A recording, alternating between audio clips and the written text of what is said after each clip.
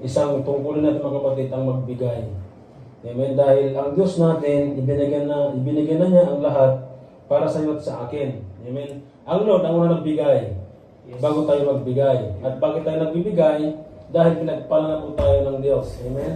Wala na po sa mindset natin na magbigay po tayo para pagpalain tayo ng Diyos. Hindi po. Magbibigay po tayo dahil pinagpala na po tayo ng Diyos.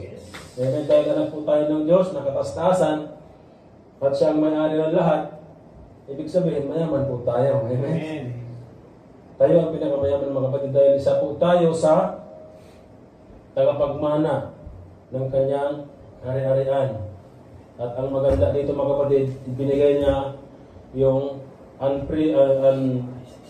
yung pribilehiyo na hindi natin dapat na maatin mga kapatid. At marapat lamang na bilang anak ng Diyos mga kapatid, ibalik natin sa Kanya